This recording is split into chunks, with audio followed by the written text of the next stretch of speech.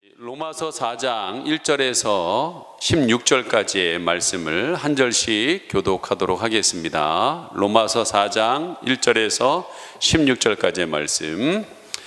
그런즉 육신으로 우리 조상인 아브라함이 무엇을 얻었다 하리요? 만일 아브라함이 행위로서 의롭다 하심을 받았으면 자랑할 것이 있으려니와 하나님 앞에서는 없느니라. 성경이 무엇을 말하느냐? 아브라함이 하나님을 믿음에 그것이 그에게 의로 여겨진 바 되었느니라. 일하는 자에게는 그 삭시 은혜로 여겨지지 아니하고 보수로 여겨지거니와. 이를 아니할지라도 경건하지 아니한 자를 의롭다 하시는 이를 믿는 자에게는 그의 믿음을 의로 여기시나니, 일하는 것이 없이 하나님께 의로 여기심을 받은 자의 복이 대하여 다윗이 말한 바, 불법의 사함을 받고 죄가 가려짐을 받은 사람들은 복이 있고 주께서 그 죄를 인정하지 아니하실 사람은 복이 있도다 함과 같으니라. 그런즉 이 복이 할례자에게냐 혹은 무할례자에게 도냐? 무릇 우리가 말하기를 아브라함에게는 그 믿음이 의로 여겨졌다 하노라.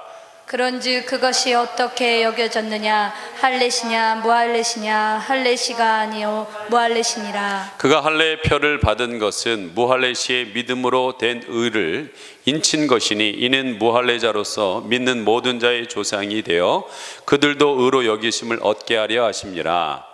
또한 할례자의 조상이 되었나니 곧 할례 받은 자에게 뿐만 아니라 우리 조상 아브라함이 무할례 시에 가졌던 믿음의 자치를 따르는 자들에게도 그러하니라. 아브라함이나 그 후손에게 세상의 상속자가 되리라고 하신 언약은 율법으로 말미암은 것이 아니요 오직 믿음의 의로 말미암은 것이니라. 만일 율법에 속한 자들이 상속자이면 믿는 것은 헛것이 되고 약속은 파기되었느니라. 율법은 진노를 이루게 하나니 율법이 없는 곳에는 범법이 없느니라. 그러므로 상속자가 되는 그것이 은혜에 속하기 위하여 믿음으로 되나니, 이는 그 약속을 그 모든 후손에게 굳게 하려 하심이라. 율법에 속한 자에게 뿐만 아니라 아브라함의 믿음에 속한 자에게도 그러하니, 아브라함은 우리 모든 사람의 조상이라. 아멘. 오늘 믿는 자의 기초라는 제목을 가지고 말씀을 나눌까 합니다. 여러분, 지구의 기초가 되는 것이 뭘까요? 지구의 기초가 되는 것은 5대양 6대주라고 합니다. 근데 초등학교 다니는 딸애가 학교에 다녀와 숙제를 하는데 5대양 6대주를 적어오라는 숙제였습니다. 아무리 생각하고 책을 보아도 잘 모르는 아이가 아빠에게 물어봤습니다. 아빠, 5대양 6대주가 뭐예요? 한참 생각하던 아빠가, 그거야 쉽지, 받아 적어라. 숙제를 알려주는데 5대양은 김양, 이양, 박양, 채양, 강양이란다. 네, 그리고 열심히 적었어요. 그 다음에 6대주는 뭐예요? 그랬더니 6대주는 소주, 맥주, 청주, 백세주, 그리고 막걸리란다. 이렇게. 숙제를 잘하간 딸아이는 다음날 학교에 가서 선생님에게 어마어마하게 야단을 맞고 돌아와 아빠에게 말했어요. 아빠, 숙제를 잘못했다고 선생님한테 엄청 혼났어요. 그래서 아빠가, 내 그럴 줄 알았다. 사실은 맨 끝에가 막걸리가 아니라 탁주야. 그래가지고 여러분, 빛이 있으라, 빛이 있으라, 빛이 있으라. 사랑하는 여러분, 예수 믿는 성도에게 믿음만큼 귀한 것은 없습니다. 믿음이 우리를 귀하게 하고 믿음이 우리를 구원합니다. 믿음이 우리를 천국으로 인도합니다. 그렇다면 오늘 예배드리는 여러분에게 제가 한번 질문하겠습니다. 여러분은 예수 그리스도를 누구라고 고백합니까? 대답이 없군요. 여러분 진짜 믿음의 사람입니까? 자, 과연 이 질문에 대해서 어떻게 대답하겠습니까? 신학자들이 교회를 출석하는 사람들을 분석해 보니까 그 신앙의 정도를 이렇게 표현합니다. 예수 그리스도께 전적으로 헌신되어 있는 사람들을 교회에 출석하는 전체 사람들 중에서 10%밖에 안 된다는 거예요. 그 다음에 예수님을 자신의 주님으로, 자신의 하나님으로 고백하며 사는 성도들은 약 30% 정도가 된다고 합니다. 그리고 나머지 60%는 그리스도인이라고 말하고 스스로 그렇게 생각하고 있지만 실상은 교회에 출석만 하는 멤버십으로 만족하고 있는 사람들이라는 거예요. 여러분은 어디에 해당된다고 생각하십니까? 왜 우리가 이렇게 함께 예배를 드리고 함께 찬양을 하고 함께 기도를 하는데 신앙의 모습이 왜 이렇게 차이가 있냐라는 거예요. 어떻게 해야 우리는 그처럼 귀한 믿음, 참된 믿음을 가질 수 있을까? 과연 우리 자신이 갖고 있는 믿음은 어디에 기초에 하고 있기에 이렇게 다양한 모습의 신앙으로 나타날까? 오늘 예배를 드리면서 여러분 함께 깊이 생각해 보는 시간이 되기를 소망합니다. 아멘. 아멘. 자, 첫째, 왜 다양한 모습으로 나타나냐? 믿음의 기초를 어디에 두느냐에 따라서 달라진다는 거예요. 오늘날 교회 안에서 하나님 말씀이나 하나님의 신실하심에 신앙의 기초를 두기보다는 주로 나의 감정적인 면에 신앙의 기초를 두는 사람이 꽤 많이 있습니다. 이것은 예수 그리스도를 오랫동안 믿은 사람들도 비슷하다는 거예요. 꼭 감정적인 사람들만 그런 것이 아닙니다. 여성들만 그런 것이 아닙니다. 남성도 마찬가지고 지적인 사람도 마찬가지입니다. 신앙생활을 가만히 들여다보면 자기의 정서적인 측면, 즉 자기의 기분, 감정이 자기 신앙의 기초를 두고 있는 사람이 꽤 많이 있다라는 거예요. 여러분, 그것은요 매우 불안정합니다. 사람이 정서적, 감정적 기분이라는 봄날의 날씨처럼 변덕스럽기가 아주 심하기 때문에 그렇다는 거예요. 그래서 감정에 기초를 두는 신앙을 일명 메뚜기 신앙이라는 거예요. 언제 일로 뛸지 절로 뛸지를 모른다는 거예요. 신앙의 갈피를 찾을 수가 없다는 거예요. 또한 롤러코스터처럼 올라갔다가 내려갔다가 올라갔다가 내려갔다는 일이 너무나 쉽게 반복되고 있다는 거예요. 어느 날에는 오늘은 하나님께서 날 사랑하시는 것 같아 하면서 너무 행복해요. 근데 어느 날에는 오늘은 하나님께서 나하고 상관없이 멀리 계신 것 같아 하면서 너무나 힘들어요 하고 얘기하는 분들이 많습니다. 이런 감정적인 기초로 신앙생활을 하면 우리의 신앙은 자주 흔들릴 수밖에 없다는 거예요. 자, 그렇다면 감정의 기분뿐만 아니라 지적인 판단, 의지적인 결단이 요구되는 신념을 기초하는 것이 우리의 믿음일까? 분명히 믿음에는 신념과 관계가 있습니다. 신앙도 어떤 면에서 보면 우리의 마음에 신념의 체계이기 때문에 그렇습니다. 기억하시기 바랍니다. 여러분, 신념과 신앙은 결정적인 차이가 있습니다. 신념이란 그 단어의 뜻처럼 믿을 신, 생각할 염, 즉 자기의 생각과 자기의 논리에 기초한 믿음을 말합니다. 한마디로 자기 자신으로부터 나온 믿음이 신념이라는 거예요. 그러나 여러분, 우리가 믿고 있는 신앙은 근본적으로 다르다라는 거예요. 신앙은 그 단어의 뜻처럼 믿을 신, 바라볼 앙이라는 거예요. 하나님을 바라보는 것이 신앙이라는 거예요. 하나님을 바라보고 그분에게서 나오는 말씀을 믿는 것이 신앙이라는 거예요. 나로부터 나오는 믿음, 즉 신념이 아니라 하나님의 말씀을 근거로 한 믿음이 진짜 신앙이요 믿음이라는 거예요. 여러분, 이 믿음은 신앙은요 복음과 깊은 관계가 있습니다. 복음을 모르면 믿음이 헛된 것이기 때문에 그래요. 그러면 복음이 뭐냐? 여러분들, 복음을 믿어야 된다는 거예요. 복음은 우리 인간에게 구원하기 위해서 하나님이 하신 예수 그리스도의 십자가의 승리를 말합니다. 하나님께서 독생자를 보내주셨어요. 그 독생자 예수님이 우리 죄를 대신해 지고 십자가에 피 흘려 죽으시고 사흘 만에 부활하셨다. 이 사실을 믿는 자를 의롭다 인정해 주신다는 거예요. 또한 이 사실을 믿는 자에게 결코 정죄함이 없고 마귀와 세상에 대해서 영원히 승리했다는 것이 복음의 내용이라는 거예요. 여러분 보세요. 여기서 사람이 해야 되는 것에 대한 언급이 과연 뭐가 있을까요? 예수님, 여러분 십자가에서 돌아가실 때 여러분 한 게 뭐 있어요? 예수님 부활할 때 여러분이 한 것이 뭐 있어요? 우리 한 것이 아무것도 없습니다. 단 하나만 해라고 그랬어요. 하나만. 그 사실을 뭐 하라고요? 믿으라고. 그 믿기만 하면 이 모든 것이 하나님의 것이 여러분께 된다라고 그랬습니다. 처음부터 끝까지 나의 행위의 근본은 하나도 없고 오직 하나님의 행위요, 하나님의 의지요, 하나님이 나의 다 하신 거라는 거예요. 그래서 우리는 이것을 뭐라고 그러냐? 은혜라고 한다는 거예요. 은혜. 값없이 주시는 은혜라는 거예요. 내 노력 없이 주시는 거라는 거예요.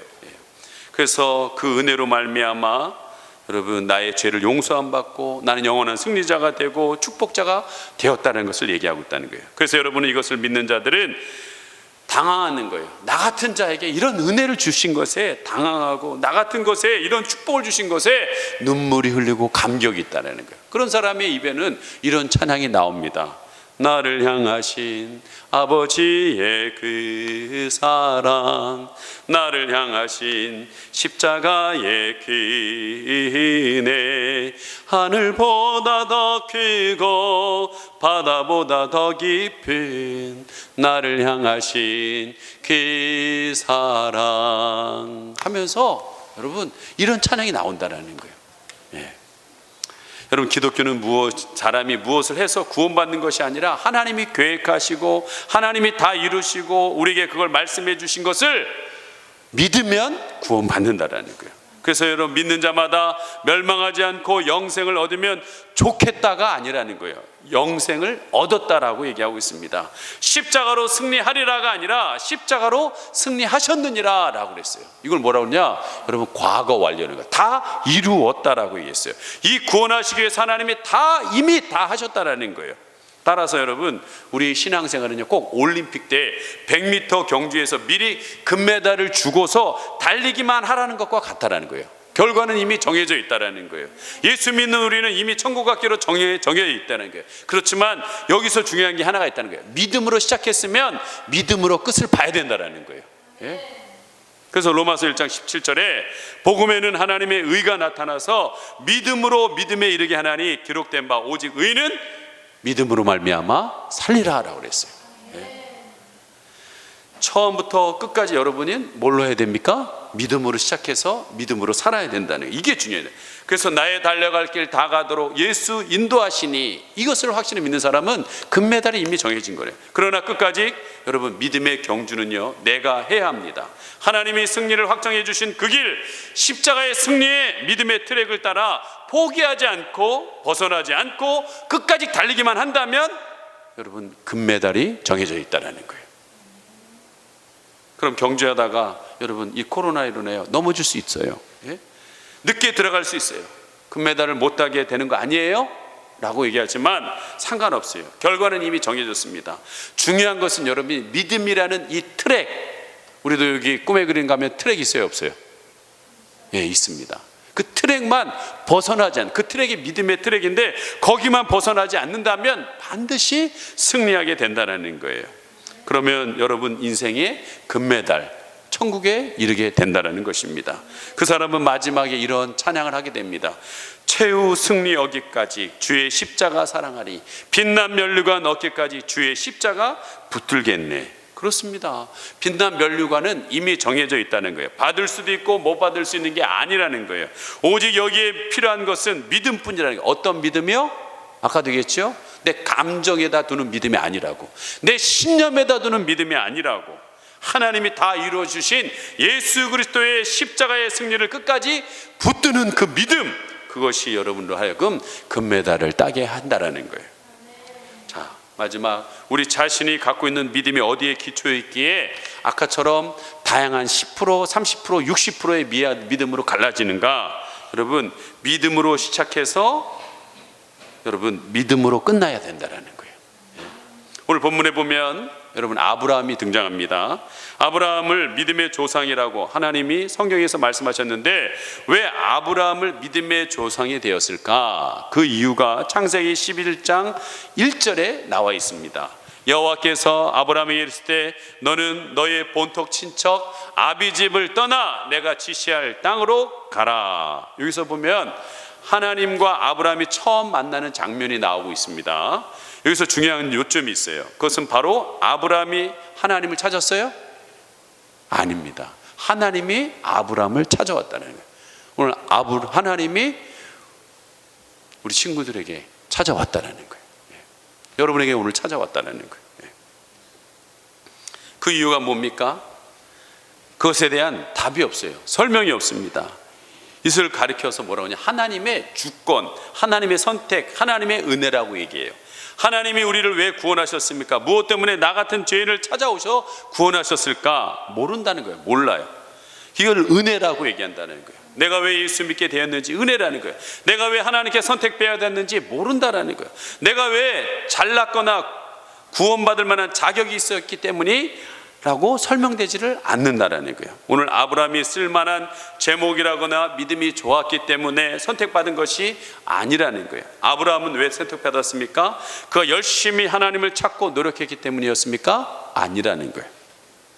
그러면 아브라함의 성품과 행동이 훌륭하고 거룩해서 선택을 받았느냐? 아니라는 거예요. 지난번에 말씀드렸지만 아브라함의 인생 전체는 실수투성입니다. 진짜 저게 믿음의 조상이냐 할 정도로 실수가 참 많이 있었습니다. 하나님의 약속의 땅 가나안으로 인도했으면 조금 참아야지 흉년이 왔다고 쪼르륵 살겠다고 애굽으로 내려가 버렸어요. 거기서도 자기 부인 사라가 너무 예뻐서 애굽 왕이 자기를 죽이고 아내를 빼앗을까 봐 목숨이 두려워서 아내를 누이라고 속이기까지 합니다. 여러분, 부인을 뺏어갔는데도 아무 말도 못해요. 왜냐하면 내가 살아야 되니까. 이런 사람이 무슨 믿음의 조상이냐는 거예요. 그것도 한 번도 아니고 두 번이나 부인을 팝니다. 그럼에도 불구하고 하나님이 그를 믿음의 조상으로 삼아주셨습니다. 여러분, 그걸 뭐라고 그래요? 은혜라는 거예요. 은혜. 가끔 저 자신을 보아도 참 문제투성입니다. 어떤 부분은 여러분보다 더 악취가 납니다. 그런데 하나님이 사랑하시고 아브라함에게 비전을 주시고 인도하셨던 것처럼 저에게도 비전을 주시고 오늘도 사용해 주신다는 거예요. 이 말씀을 제가 준비하면서 느끼는 게 뭐냐면 저보다 훌륭한 목사님 많습니다. 왜 그런데 이렇게 아름다운 교회를 허락해 주셨을까? 왜 이렇게 귀한 가족들을 허락해 주셨을까? 이유가 없어요. 그냥 하나님의 은혜라는 거예요. 에베소서 2장 8절과 9절에 너희는 그 은혜로 인하여 믿음으로 말미암아 구원을 받았으니 이것은 너에게서 난 것이 아니요 하나님의 선물이라. 행위에서 난 것이 아니니 이는 누구든지 자랑하지 못하게 하려 함이니라 라고 그랬어요. 여러분, 구원은 뭐라고 그래요? 하나님의 선물이라는 거예요. 우리 행위가 의로워서 자격이 있어서 구원받은 것이 아니라는 거예요. 그래서 자랑할 게 없다라는 거예요. 그저 하나님의 사랑이고 은혜라는 거예요. 여러분, 어떤 부인이 있었어요. 그녀의 자녀는 태어날 때 장애합니다. 둘째 아이가 태어났는데 그 아이도 장애합니다. 이것이 집안의 문제가 됐어요. 그래서 그 부인과는 남편과 이혼하게 되었고 미국으로 떠나게 됩니다. 불교 신자였는데 자신의 상황에 대해서 너무나도 절망했습니다. 그러다 어느 날 주위 사람의 인도로 한 교회에 참석하게 됐고 주일 예배를 드리게 됐습니다. 근데 예배 중에 목사님이 그러는 거예요. 이 시간에 깊은 절망 가운데 있는 사람은 앞으로 나오십시오. 제가 기도해 드리겠습니다. 근데 이 마음에 나가고 싶은 마음이 있는데 처음 교회 가다 보니까 나갈까 말까 고민하고 있었어요. 근데 갑자기 누가 뒤에서 확 미는 거예요. 그래서 이 여인이 복도로 나가봤더니 뒤를 봤는데 민 사람이 없어요. 누가 밀었어요? 여러분, 하나님이 밀어준 거예요. 성령님이 밀어준 거예요. 그래서 너무 아무도 없는데 내가 밀려줘서 나왔기 뒤에 앞으로 나가서 목사님께 기도를 받는데 하염없이 눈물이 나면서 하나님이 나를 사랑하셨다는 그 마음이 오므려나여서 그는 예수님을 믿고서 구원을 받는 귀한 여인이 됩니다. 여러분, 저는요 행복치유수양에 참석하시는 분들, 제자훈련을 받으면서 어느 날 말씀을 들으면서 나 같은 죄인을 위해서 예수님이 십자가에 그렇게 처참하고 고통스럽게 못 박혀 죽으셨구나 하는 감동이 파도처럼 밀려오는 것에 눈물 흘리는 분들을 너무나 많이 봅니다. 그리고 기쁨이 넘쳐요. 그 은혜가 너무나 커서 십자가 사랑이 너무 커서 눈물로 찬양하고 기도하시는 분들을 많이 봅니다. 그런데요 여러분, 예수님 믿고 한참 지나다 보면 어떻습니까? 기쁨도 감격도 잃어버린 사람이 많습니다. 교회도 나오고 11조도 하고 봉사도 합니다. 하지만 자신의 마음에 기쁨이 없습니다. 감사가 없습니다. 습관적으로 예배에 나와요. 원망이 생기고 불평이 생기고 교회를 비판하고 지도자를 비판하는 자리에 있는 분들을 보게 됩니다. 왜 그런지 아십니까? 이유를 알아야 돼요. 처음에는 믿음으로 은혜를 구원받습니다. 그런데 가면 갈수록 구원받고 난 뒤에 율법으로 돌아가는 삶을 그것을 보게 된다는 거예요. 예수를 처음 믿을 때는 그저 은혜로 믿음으로 구원받았는데 신앙생활을 하다 보니까 옛날로 다시 돌아가는 거예요. 그래서 갈라디아서 3장 3절 이하의 사도 바울은 이렇게 꾸짖고 있습니다. 너희가 이같이 어리석느냐? 성령으로 시작하였다가 이제는 육체로 마치겠느냐? 너희에게 성령을 주시고 너희 가운데서 능력을 행하시는 이의 일이 율법의 행위에서냐? 혹은 듣고 믿음에서냐? 여러분, 사랑하는 여러분, 은혜의 생활에는요 특징이 있습니다. 여러분 점검해 보시기 바랍니다. 은혜의 생활에는요 감격과 눈물과 기쁨이 있습니다.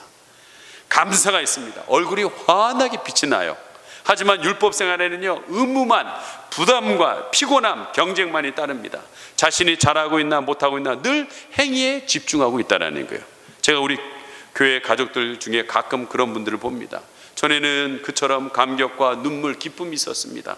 얼굴이 해처럼 환하게 빛이 납니다. 근데 한참 지나다 보면 겉으로는 웃고 있지만 그 얼굴에 영적인 환한 빛이 사라져 있는 것들을 많이 봅니다. 왜 그렇습니까? 은혜로 구원받았지만 자기도 모르게 행위 중심의 신앙으로 돌아가는 것입니다. 사랑하는 여러분, 처음부터 끝까지 믿음입니다. 믿음에서 믿음에 이르게 한다고 그랬어요. 그런데 오늘날 은혜의 믿음에서 율법으로 다시 돌아가는 사람들이 의외로 많다라는 거예요. 그렇게 되면 예수 믿는 자체가 힘들어집니다. 시행하는 생활이 힘들고요 부담이 됩니다. 그리스도인이 아니라 종교인이 되어버리는 것을 보게 됩니다. 그러므로 이제 그 사람은 율법에서 다시 은혜로 돌아서야 된다는 거예요. 지금 이렇게 내가 예배드리고 있는 이 순간도 그저 하나님의 은혜라는 거예요. 은혜. 한 주간도 잘한 것도 없는데 주님 앞에 엎드리기만 했는데 주님이 내 마음에 용서해 주시고 평안을 주신다는 거예요. 나를 사랑한다고 말씀해 주시는 거예요. 그것이 감동을 일어난다는 거예요. 그래서 오늘도 눈물을 훔치면서 다시 일어나 기쁨으로 행복으로 나가는 거예요. 오늘 여러분 본문 말씀 16절 같이 한번 읽어보도록 하겠습니다. 16절 시작. 그러므로 상속자가 되는 그것이 은혜에 속하기 위하여 믿음으로 되나니 이는 그 약속을 그 모든 후손에게 굳게 하려 하심이라. 율법에 속한 자에게 뿐만 아니라 아브라함의 믿음에 속한 자에게도 그러하니 아브라함은 우리의 모든 사람의 조상이라. 내가 하나님의 재산을 상속받는 것은 믿음으로 하나님의 자녀가 되었기 때문이라는 거예요. 내가 선행을 많이 하고 기도를 많이 하고 말씀을 많이 알아야 꼭 은혜가 임하는 것은 아닙니다. 물론 기도와 말씀으로 거룩해지고 하나님 은혜에 더 가까이 갈 수 있습니다. 은혜의 강가로 인도해 줍니다. 하지만 우리가 기도 많이 하고 말씀 많이 보니까 그래서 하나님이 나를 사랑하신다라는 조건이 되는 것은 아니라는 거예요. 여러분, 부모가 자녀를 사랑하는데 조건 있나요? 자식이요 그 집에서 밥 먹을 때 밥값 내고 먹습니까? 우리의 신앙을 잘 드러내는 한 예입니다. 우리는 자꾸 밥값 내고 밥 먹겠다라고 고집 부리는 것 같아요. 밥값을 아버지께 드리지 않고 그냥 먹으면 너무 죄송하니까 안 먹으려고 한다라는 거예요. 그런 자식에 필요한 것이 뭐예요? 귀싸대기입니다. 귀싸대기. 네? 귀싸대기. 네? 딱이 맞고 정신을. 이건 이상한 세상에서 배운 걸 지금 아버지와 나의 관계 속에서 적용시키고 있다는 거예요. 아버지 사랑은 다 잃어버리고 세상에 기브 앤 테이크 법칙만을 강조하고 있다는 거예요. 이런 아들은요 반대로 나중에 아버지가 밥값 못하면 어떻게 할까요? 버릴 사람이라는 거예요. 예? 아버지가 밥값 못하면 버릴 거예요? 그렇습니다. 여러분, 구원을 은혜로 주었는데 율법의 행위로 바꾸고 따지고 계산하려고 한다는 거예요. 여러분, 신앙생활이 피곤하고 힘드십니까? 율법 행위로 돌아갔기 때문입니다. 우리의 믿음의 조상인 아브라함도 그처럼 엉터리였지만 그가 하나님을 믿음으로 그것을 의로 여기셨다고 그랬어요. 다시 한번 오늘 중요한 본문 말씀입니다. 4장 2절에서 3절까지의 말씀 같이 한번 읽어보겠습니다. 시작. 만일 아브라함이 행위로서 의롭다 하심을 받았으면 자랑할 것이 있으려니와 하나님 앞에서는 없느니라. 성경이 무엇을 말하느냐? 아브라함이 하나님을 믿음에 그것이 그에게 의로 여겨진 바 되었느니라. 사랑하는 여러분, 우리는 믿음으로 구원을 받았습니다. 믿음으로 의롭다함을 얻었습니다. 나는 행위를 보면 할 말이 없는 죄인입니다. 아무것도 자랑할 것도 없고 거룩한 모습도 아닌데 그저 예수 믿었더니 의롭다함을 얻고 구원받은 것입니다. 천국을 갈 수 있게 된 것입니다. 그래서 구원받은 사람은 너무나도 놀랍고 감격해서 자다가도 밥 먹다가도 운전하다도 갑자기 이 생각만 하면 눈물이 흐르는 게 여러분 구원받은 사람들이라는 거예요. 하나님 어찌 저를 이렇게 구원하셨습니까? 저는 죄인입니다. 저는 천국에 있을 사람이 아닌데 어찌하여 저에게 이런 천국의 소망을 갖게 했습니까? 그게 눈물이 흘린다는 거예요. 그러면서 사는 사람은 여러분 삶의 해석이 달라요. 인생의 해석이 달라집니다. 모든 사건을 믿음으로 바라보고 믿음으로 해석할 수 있는 그 힘이 생긴다는 거예요. 여러분, 야곱이요, 삼촌 라반에게서 20년 종살이 끝에 다시 가나안으로 들어갈 때 야곱이 사랑했던 아내 라헬이 길에서 산고 끝에 죽습니다. 핏덩이를 낳은 산모는 죽으면서 아기의 이름을 베나니라고 했습니다. 이것은 뜻은 뭐냐? 슬픔의 아들이라는 뜻인 거예요.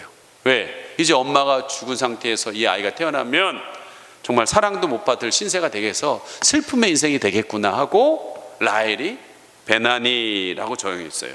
근데 그 옆에 있던 믿음의 사람 야곱 남편은 이렇게 말했어요. 아니라 그 이름을 베나니라고 하지 마라, 베냐민으로 고쳐라 라고 했어요.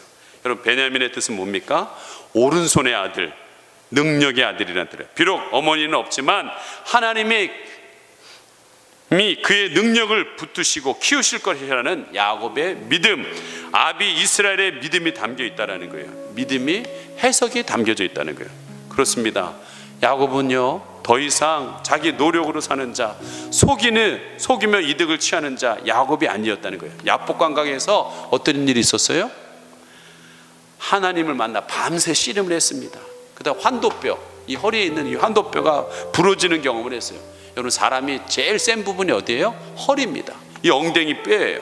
근데 이게 자기의 노력, 자기의 고집으로 살았던 율법의 영성이 철저히 파쇄된 야곱이 이제는 이스라엘이 되고 난 뒤에 그는 이제는 자아를 내려놓고 자기에 일어나는 모든 사건을 믿음으로 해석할 수 있는 힘을 갖게 되었다라는 거예요.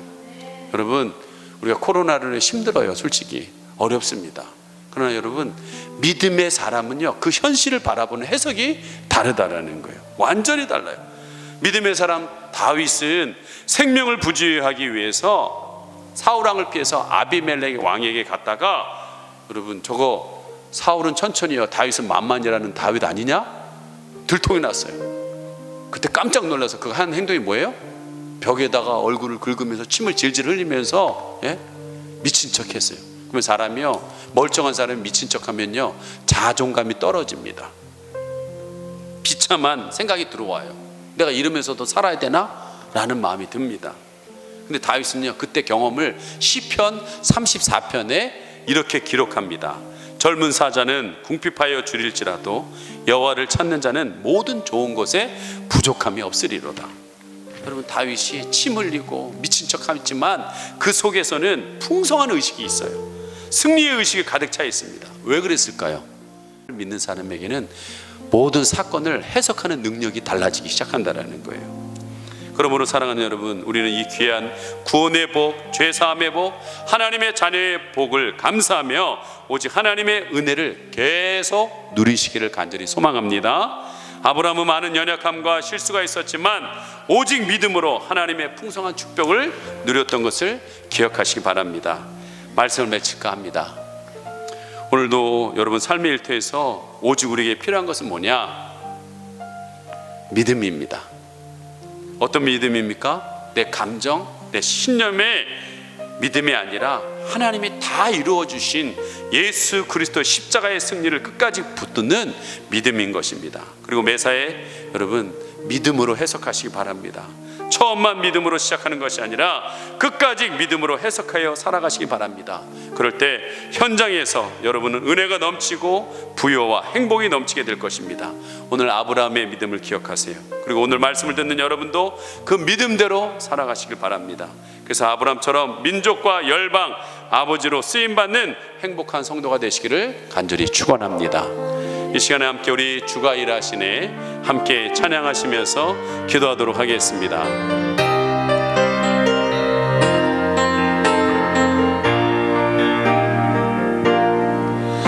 날이 저물어갈 때 빈들에서 걸을 때 그때가 하나님의 때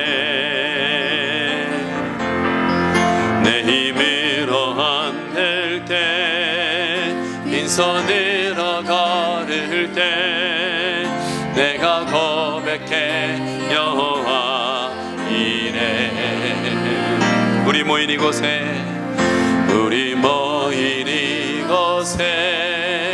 주님 함께 계시네. 느리네 아버지네.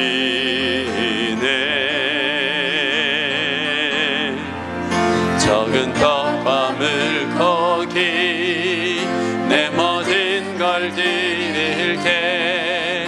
모두 고백해 여호와 이래. 믿음으로 나가는 하나님의 사람들에게 주가 일하시네. 주가 일하시네. 주께 아끼지 않는 자에게 주가 일하시네. 일하시네. 주가 일하시네. 신뢰하며 걷는 자에 주가 일하시네. 주가 일하시네. 주가 일하시네. 주께 아끼지 않는 자에게 주가 일하시네. 주가 일하시네. 주가 일하시네. 신뢰하며 걷는 자에게. 그렇습니다. 오늘도 삶의 일터에서 우리에게 필요한 것은 여러분 믿음입니다. 어떤 믿음입니까? 내 감정, 신념이 아니라 하나님이 다 이루셨다는, 예수 그리스도께서 십자가에서 승리하셨다는 믿음을 갖고 나가는 사람입니다. 또한 그 믿음으로 어떠한 현실 속에서도 믿음으로 해석하는 사람들에게 하나님께서 주시는 그 은혜와 하나님 행복을 누리기를 원하고 있습니다. 하나님 다시 한번 믿음으로 나가기를 원합니다. 주님 일하여 주시옵소서. 이 시간 함께 우리 주여 한번 부르고 기도합니다. 주여. 하나님 아버지, 여러 가지 삶의 어려운 현실 속에서 우리는 하나님 아버지 하나님이여 필요한 것은 내 노력, 내 애씀이 아니라 믿음입니다. 다시 하나님 아버지 하나님이여 그 믿음의 회복이 일어나게 하여 주시옵소서. 내 감정을 하나님 따라 믿는 것은 자꾸 올라갔다 내려가고, 신념에서 나온 믿음, 나로부터 나온 믿음은 오래가지 못합니다. 그러나 신앙은 하나님을 바라보는 거라고 했습니다. 그 믿음의 근원이 하나님으로부터 나오는 그 사람, 하나님께서 예수 그리스도를 통하여 승리하신 그 십자가를 바라보는 자들을 통하여 하나님 아버지 메사의 믿음으로 해석할 수 있는 능력을 주시고 하나님께서 이루시는 것들을 보기를 원합니다. 오늘도 하나님 아버지 주님께서 일하심을 바라고 나가는 하나님의 사람 가운데 함께하여 주시고 도와주시는 은혜가 있게 하여 주시옵소서. 주가 일하시네. 주가 일하시네. 주가 일하시네. 주께 아끼지 않는 자에게 주가 일하시네. 주가 일하시네. 신뢰하며 걷는 자에게. 우리 찬송가 351장 부르시면서 준비한 예물 하나님께 올려드리겠습니다. 찬송가 351장입니다.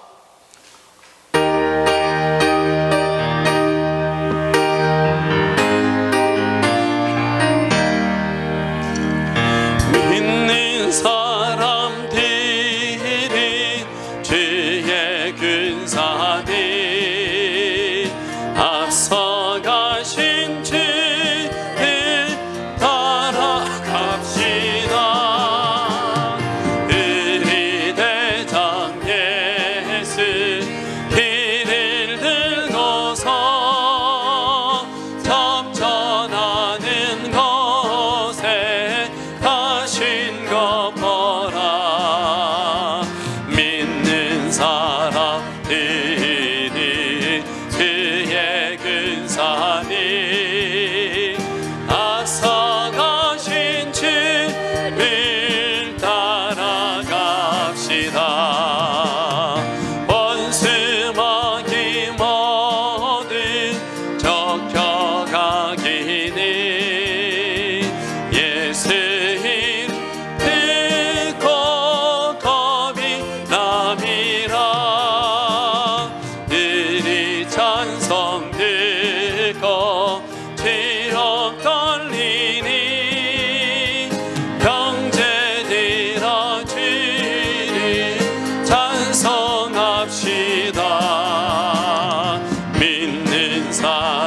사람들이 그의 근사니 앞서가신 주를 따라갑시다. 세상 나라들은 멸망당하나 예수의 영영 왕성하리라. 마귀 권세 감히 해치 못함은 주가 모든 교회 지키심이라. 믿는 사람들이 그의 근사니 앞서가신 주를 따라갑시다. 백성들아 와서 함께 모여서 우리 모두 함께 배가 부르세. 영원토록 영광 번세 찬송은 우리 임금 주께 돌려보내세. 믿는 사람들이 그의 근사니 앞서가신 주를 따라갑시다.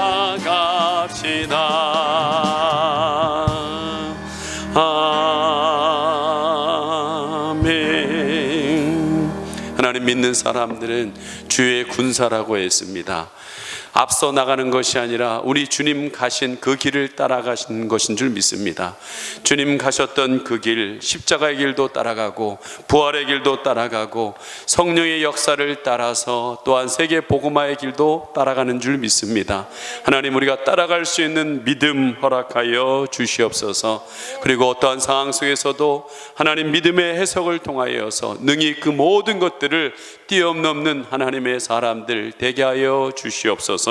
오늘도 하나님, 아브라함이 부족하고 연약했지만 하나님을 믿은 것을 의로 여겨서 그의 삶 가운데 순간순간 하나님 넘어가게 하시고 또한 복을 내려주셨던 것처럼 우리 성도님들의 삶 가운데서도 많은 어려움들, 이 코로나로 인한 하나님 아버지 하나님 여러 어려움들을 잘 넘어감으로 인하여 하나님께서 그들의 삶 가운데서 지키시고 인도하심을 늘 체험될 수 있도록 복을 내려 주시옵소서. 아브라함의 복이 우리의 복이 되기를 간절히 원하며 예수님의 이름 받들어 기도드리옵나이다. 아멘. 지금 우리 주 예수 그리스도의 은혜와 하나님의 그 크신 사랑과 내주하시는 성령의 교통하심이 믿음을 가지고 끝까지 믿음으로 나가기를 원하는 귀한 성도님들 머리머리 위에 지금으로부터 영원히 함께 있을지어다. 아멘.